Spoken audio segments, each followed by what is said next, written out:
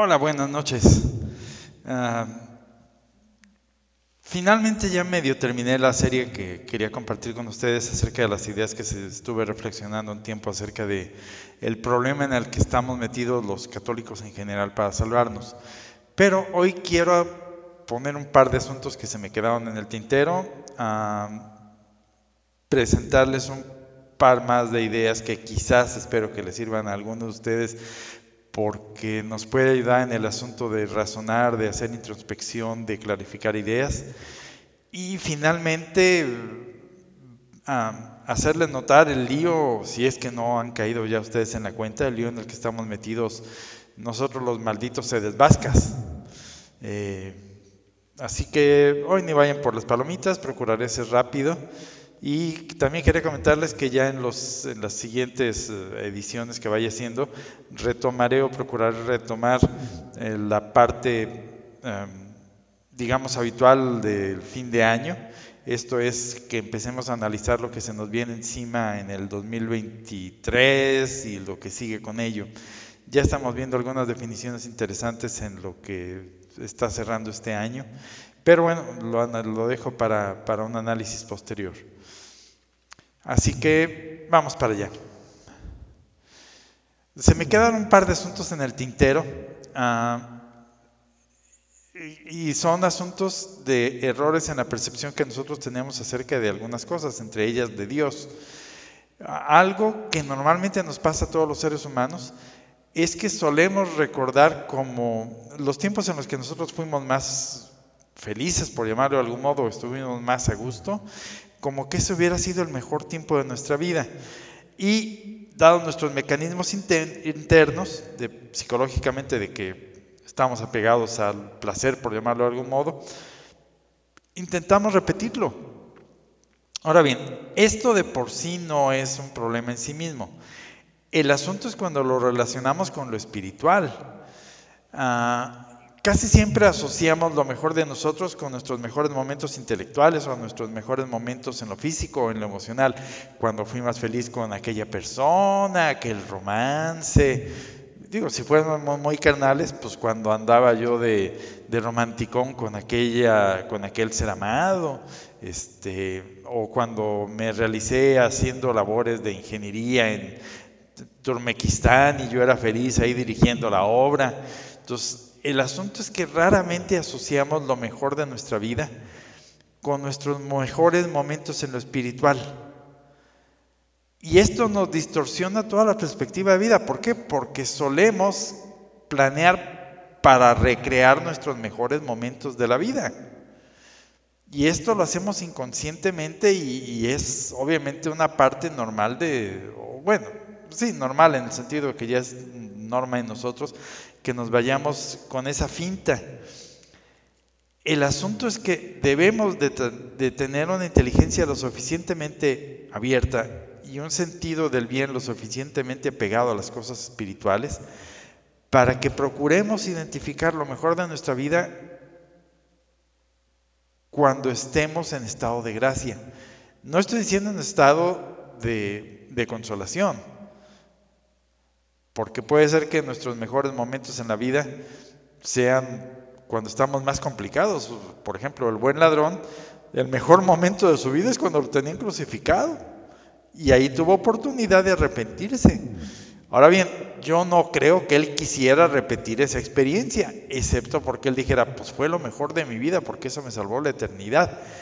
Ese es el tipo de percepción que creo que necesitamos tener orientada en nuestra vida, en nuestra visión interna. Ok. Siguiente error de percepción muy importante que solemos tener. No meditamos lo suficiente sobre nosotros mismos en nuestro interior.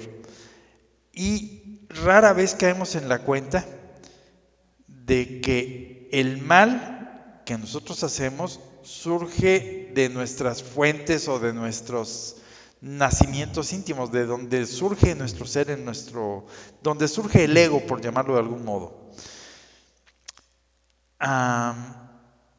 Ahora bien, el mal que nosotros llevamos dentro no es que tengamos un pequeño Satanás metido dentro. Es decir, mi espacio interior no está ocupado por otro ser. El problema es que mi ser básico, mi ego, por llamarlo de algún modo, logró ser distorsionado en sus fuentes más íntimas por el mal consejo de Satanás. Es decir, no es que el poder de Satanás fuera lo que fastidió a nuestros primeros padres, no. Ellos se lo hicieron a sí mismos. Esto tiene que quedar muy claro. No fue Satanás el que externamente dañó su ser interno. Y tampoco nos lo puede hacer a nosotros, porque eso sería quitarnos la libertad. Entonces, el problema de nosotros es que en nuestras fuentes íntimas, donde brota la fuente de nuestro ser, donde está el manantial de nuestro, sí, de nuestro ego, de nuestro, no sé cómo le quieran llamar, a lo que constituye mi esencia de mi ser, fue distorsionada por Satanás y no hay modo en que logre reducirse a cero esa distorsión. Puedo hacerla infinitesimalmente pequeña en la medida en que yo me acerque a Dios, como una derivada cuando tiene infinito. Pero no la puedo hacer cero. ¿Por qué? Porque yo recuerdo que hasta el cura de Ars alguna vez lo comentó, que siempre quedaba ese pequeño rescoldo, es decir, ya se puede tener y vivir la gracia habitual, y a no ser que uno quede confirmado en gracia, como fueron los apóstoles, por ejemplo, en vida, que eran impecables, pues nosotros nunca lo vamos a lograr. Es decir, siempre vamos a tener que luchar contra esa fuente envenenada de mí mismo. Y eso trastoca, querramos o no, todo nuestro mecanismo de percepción con la cual nosotros divisamos todo, la vida, a nosotros mismos, a los demás, todo. Toda la visión que tenemos de nosotros mismos, de nuestra cosmología, está contaminada por ello. Y debemos de tenerlo en cuenta. ¿Por qué? Porque si yo sé que mi coche está mal alineado y tiende a irse a la derecha, necesariamente tengo que estar siempre aplicando un poco de presión a la izquierda para compensar ese defecto del volante de mi auto, de la dirección de mi auto. Entonces, tiene que ser lo mismo con nosotros. Debemos de estar siempre conscientes de nuestra tendencia al mal, para poder siempre estar aplicando una fuerza en sentido contrario, por lo menos que la neutralice. Por lo menos que la enderece, si no es que la corrija y la enfoque directamente a Dios. Siguiente punto que les quería mencionar, algo que espero le ayude a más de alguno. Es importante, o yo considero importante, que utilicen este tipo de herramientas como la que yo les utilicé para presentarlas, ustedes estas ideas, los mapas mentales. ¿Por qué? Porque solo otra vez, bueno, no solo, sino que es una gran herramienta que nos ayuda a hacer introspección de nuestras ideas. El asunto cuando algo que se nos ocurre es que no siempre sabemos cómo se relaciona una idea con otra. ¿Cuál es la conexión entre una y otra? Por ejemplo, lo hemos visto en las matemáticas, cómo se relacionaba la geometría, las formas, específicamente las formas, con los números, hasta que se descubrió la geometría, bueno, no se descubrió, o se aplicó la rama esta de la matemática que relaciona la geometría analítica, es que se empezaron a ver las conexiones que existían entre el álgebra, que es un mundo aparte, y la geometría. Ahí vino la fusión. Se conectan esas dos cosas y de su entender esas conexiones surgió abundantísimos frutos mentales, intelectuales, matemáticos y todo lo demás que ustedes quieran. Entonces, cuando llegamos a conocer una rama de la teología, por ejemplo, de las matemáticas o de la física, necesariamente necesitamos ver cómo se relaciona con otro contexto de esa misma ciencia. Algo que a mí me pasaba mucho es que yo jugaba competencias con mis amigos cuando teníamos que movernos de un lugar a otro de la ciudad por algún motivo, llevar algo. Por ejemplo, los repartidores. Es que podemos saber, por ejemplo, si estuviéramos en la Ciudad de México, yo sé conozco perfectamente la colonia Hipódromo, pero no sé cómo se relaciona eso con la colonia Polanco. ¿Cómo conecto las calles de Hipódromo? ¿Cómo salgo de la colonia Hipódromo y me conecto con la colonia Polanco? ¿Cuáles son las vías que llevan de un lugar a otro? ¿Cómo salgo de uno y llego a la otro? Entonces, este tipo de asuntos, del relacionar diversas ideas, solo se tiene conciencia de ello, y aquí es lo importante de que ustedes hagan los mapas mentales, solo se tiene conciencia de ello cuando se verbaliza, se subvocaliza sobre todo ello.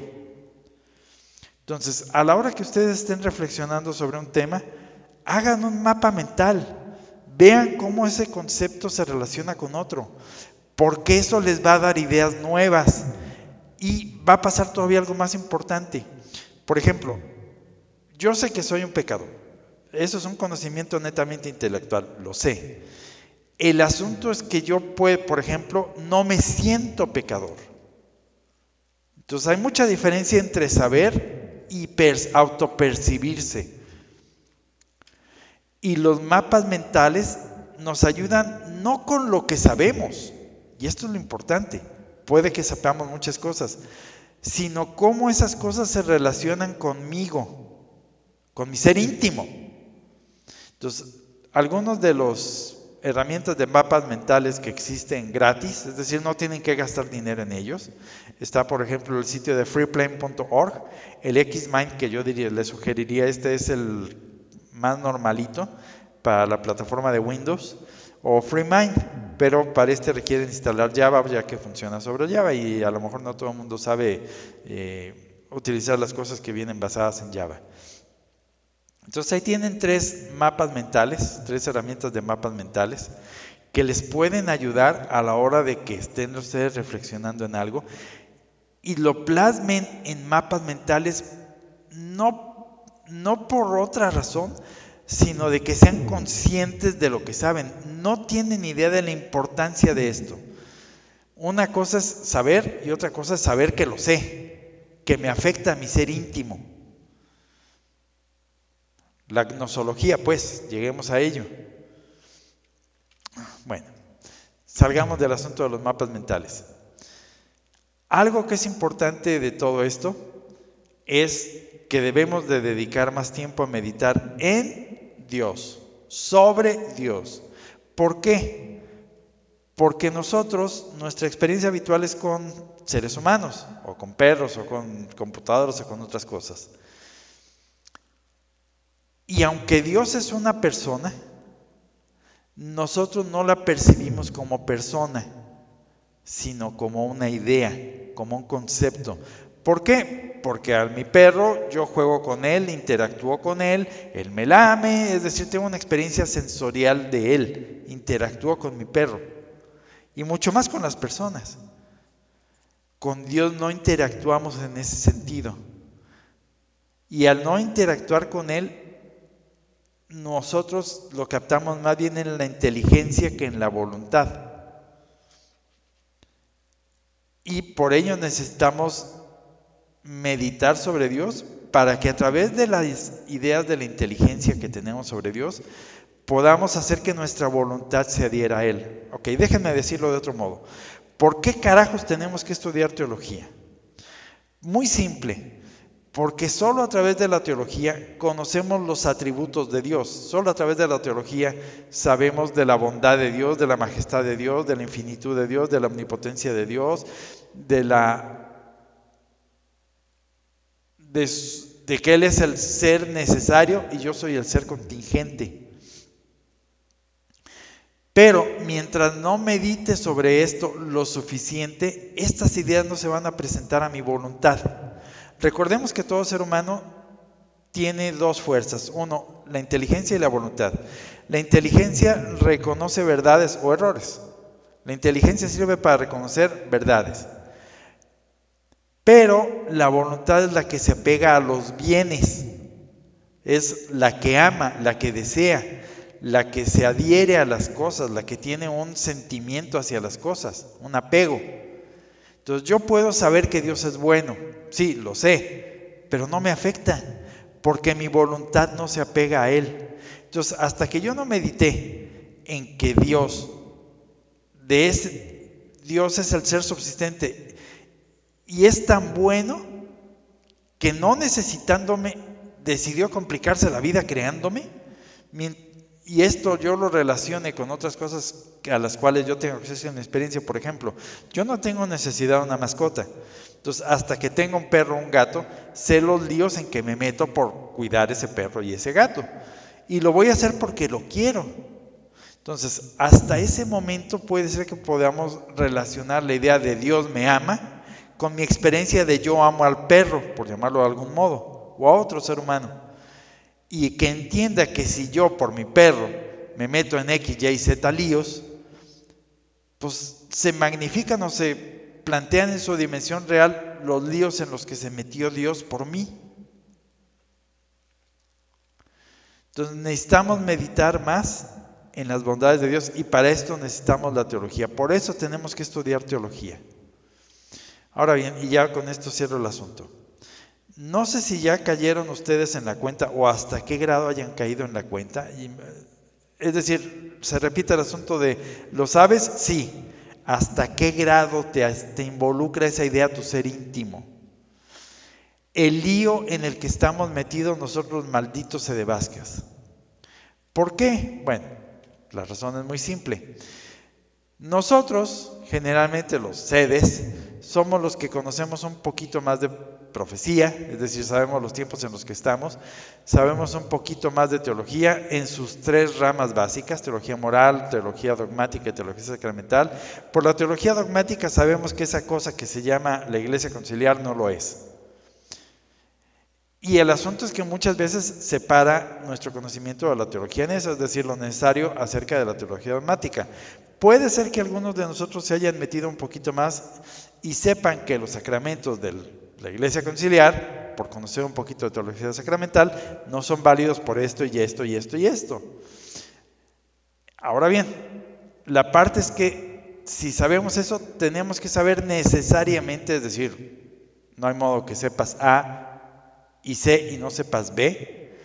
Tenemos que saber lo suficiente de teología moral, es decir, distinguir entre el bien y el mal. Nosotros también generalmente sabemos un poquito más de geopolítica, es decir, se nos facilita un poco más saber lo que los enemigos clásicos del catolicismo, desde que dijeron que su sangre caiga sobre nosotros, han hecho con la humanidad manipulando la política y la geografía, lo que han generado por ahí con tal de atacar a la iglesia. Y eso nos lleva a conocer un poquito más de historia de la humanidad, de la historia universal y obviamente de la historia de la iglesia. Ahora bien, el asunto es que al saber nosotros todos estos, deberíamos de, en teoría y en principio, tener más herramientas para salvarnos. Entonces, no sé si ya cayeron en la cuenta de que si sabiendo todo esto no nos salvamos, no nos aplicamos lo suficiente para salvarnos, nuestro infierno va a ser peor que el del infierno de los conciliares. ¿Por qué? Porque nosotros teníamos todo el conocimiento, sabíamos que era la falsa iglesia, sabíamos que sus sacramentos eran por lo menos dudosos, y sabíamos o teníamos que saber de lo que distingue el bien y el mal. Y si sabiéndolo no nos salvamos, es decir, no aplicamos lo suficiente de nuestro entusiasmo, de nuestro esfuerzo de vivir, o no nos desentendemos lo suficiente del mundo, pues para llamarlo de un modo, para concentrarnos en intentar salvarnos en este tiempo que es el peor tiempo que ha tenido la humanidad, humanamente hablando, aunque parezca que es el mejor con toda la tecnología y todo lo demás que tenemos, no ha habido una humanidad tan depravada como nosotros, como la de nuestro tiempo, pues. Entonces, si no logramos salvarnos, si no nos aplicamos lo suficiente, nuestra eternidad en el infierno va a ser peor que las de los conciliares. Y las de todo el mundo, obviamente. Los demás tendrán una excusa, nosotros no. Entonces, ya decidiste hacerse de vasca, ¿verdad? Sí, friégate, tienes que hacer todo lo posible por salvarte. Porque si no, te va a ir peor que a los demás. Ahí le paro por hoy.